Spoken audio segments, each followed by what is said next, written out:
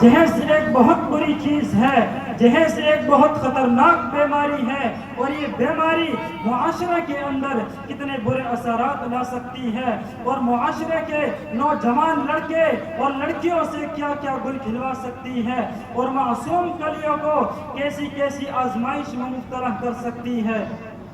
میری قوم کے نوجوانوں، کان کھول کر سنو، جہیز ایک ایسی ملعون و منحوس چیز ہے جس کی وجہ سے نہ جانے کتنی بہنوں کو موت کے گھاٹ اتار دیا گیا، نہ جانے کتنی بہنوں کو پھانسی کے پھندے پر لٹکا دیا گیا، نہ جانے کتنی باحیا بہنیں بے حیا ہو گئی، نہ جانے کتنی پاک دامن بہنیں زناکاری میں ملوث ہو گئی، نہ جانے کتنے عزت دار خاندانوں کی عزت مٹی میں مل گئی۔ میرے بھائیوں، میرے آقا نے تو ارشاد فرمایا تھا، لم یرا للمتحابین مثل النکاح، کہ نکاح سے پیدا ہونے والی محبت کی طرح کوئی محبت نہیں دیکھی۔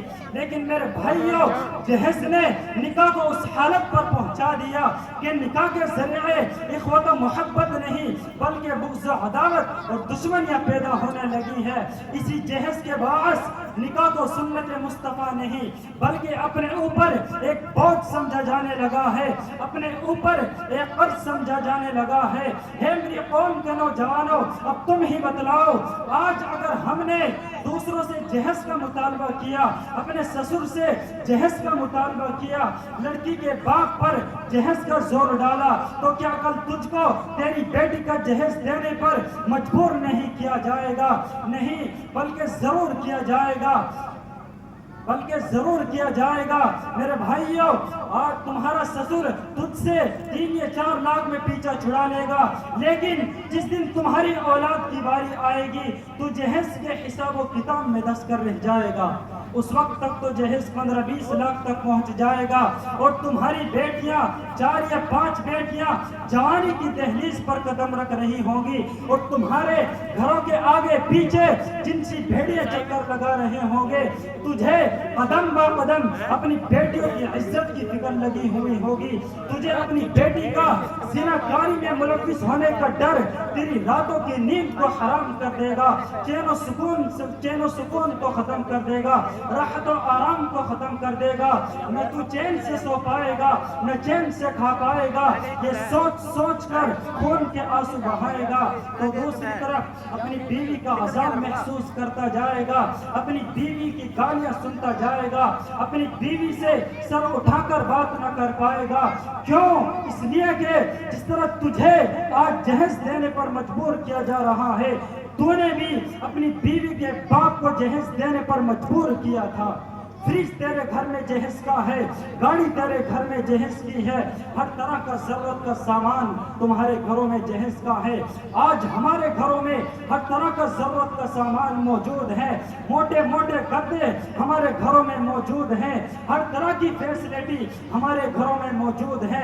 لیکن کیا کبھی ہم نے سوچا، کبھی ہم نے غور کیا کہ ان سب کے ہونے کے باوجود بھی ہمارے گھروں میں چین و سکون کیوں نہیں ہے، راحت و آرام کیوں نہیں ہے، ہمارے گھروں میں برکت کیوں نہیں ہے؟ کیوں؟ اس لیے کہ ہم نے رسول اللہ کی نافرمانی کی ہے، لڑکی کے باپ کو جہیز دینے پر مجبور کیا ہے، لڑکی کے باپ کو سود کا پیسہ لینے پر مجبور کیا ہے۔ میری قوم کے نوجوانوں، اگر تو سنت کے مطابق شادی کرتا تو تمہاری زندگی چین و سکون سے کٹ جاتی، راحت و آرام سے گزر جاتی، تمہاری بیوی تمہاری طرف سر اور آنکھ اٹھا کر نہ دیکھتی، تمہارے غموں کو اپنا غم سمجھتی، تجھے عزت کی نگاہ سے دیکھتی۔ مگر پہلے تو نے لڑکی کے باپ پر جہیز کا زور ڈالا، پھر شادی ہونے کے بعد تو نے لڑکی سے مزید جہیز کا مطالبہ کیا کہ مجھے کرسیاں نہیں چاہیے تھی، مجھے تو صوفے چاہیے تھے، مجھے تو اسپلینڈر بائک نہیں چاہیے تھی، مجھے تو بلٹ چاہیے تھی، اور بھی بہت ساری چیزیں ہیں۔ میرے ذہن میں ایک واقعہ آ رہا ہے کہ ایک نوجوان کی نئی نئی شادی ہوئی تھی، وہ نوجوان اپنے سسرال جاتا ہے، یعنی اپنے سسر کے گھر جاتا ہے۔ اس نوجوان کی بیوی کی سہیلیاں اس نوجوان کی بیوی سے کہتی ہیں، وہ دیکھو تمہارا سرتاج آ رہا ہے۔ اس نوجوان کی بیوی نے کہا کہ میرا غلام آ رہا ہے۔ اس نوجوان کی بیوی کی سہیلیوں نے کہا، بے وقوف وہ تمہارا شوہر ہے۔ اس نوجوان کی بیوی نے کہا کہ میں جانتی ہوں ہوں کہ وہ میرا شوہر ہے، لیکن میرے باپ نے اس کو جہیز کے بدلے خرید لیا ہے۔ جس بائک پر وہ آیا ہے وہ میرے باپ کی دی ہوئی ہے، جس بیڈ پر سوتا ہے وہ میرے باپ کا دیا ہوا ہے، جن برتنوں میں کھانا کھاتا ہے وہ میرے باپ کے دیے ہوئے ہیں، جو کپڑے پہنتا ہے یہ بھی میرے باپ کے دیے ہوئے ہیں۔ میرے بھائیوں، ہمیں شرم آنی چاہیے۔ ہمیں تو یہ چاہیے تھا کہ ہم اپنی حلال کمائی سے اپنی ضرورت کا سامان خریدیں۔ کاش جہیز جیسی ملعون و منحوس چیز کے بارے میں علماء سے معلوم کر لیتے، کاش علماء ہی اس بیماری کے بارے میں عوام کو بتلا دیتے۔ کیا علماء بھول گئے اسلامی تعلیمات کو؟ کیا علماء بھول گئے قرآنی تعلیمات کو کہ قرآن ہمیں نکاح کے سلسلے میں کیا تعلیم دیتا ہے؟ قرآن ہمیں نکاح کے سلسلے میں کیا تعلیم دیتا ہے؟ ہے میری قوم کے نوجوانوں، جہیز کے ذریعے شادی کا خرچہ بڑھانے والوں، کان کھول کر سنو، میرے آقا نے تو ارشاد فرمایا تھا ان اعظم النکاح برکۃ ایسرہ مؤنۃ، کہ برکت کے اعتبار سے سب سے بڑا نکاح وہ ہے جس کا خرچہ کم ہو۔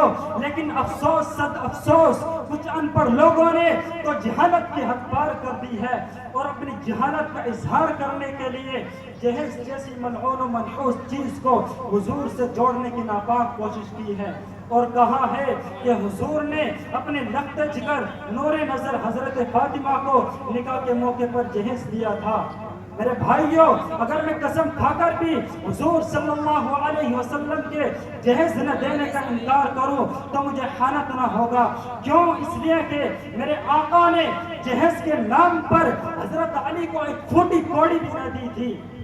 اگر کچھ دیا بھی تھا وہ صرف اس وجہ سے عنایت کیا تھا کیونکہ حضور صلی اللہ علیہ وسلم حضرت علی کے تایازاد بھائی ہونے کی وجہ سے حضرت علی کی کفالت کیا کرتے تھے، اس لیے حضرت علی کے لیے سامان زندگی کا انتظام کرنا بھی حضور کے ذمہ دار۔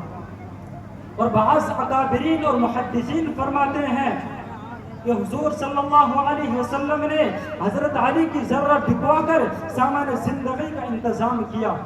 اس لیے میں اپنی قوم کے ذمہ داروں سے کہہ رہا ہوں، اے ذمہ دار کہلانے والی جماعت کے افراد، کان کھول کر سن لو، اگر تم لوگوں نے ان نوجوانوں کو نہیں روکا، ان نوجوانوں پر پابندی نہیں لگائی تو وہ دن دور نہیں ہے کہ ہماری بیٹیاں ہمارے گھروں میں بوڑھی ہو جائیں گی، ہماری بیٹیاں ہمارے گھروں میں رہ کر زناکاری میں ملوث ہو جائیں گی، ہماری بیٹیاں ہمارے گھروں میں پھانسی لگانے پر مجبور ہو جائیں گی۔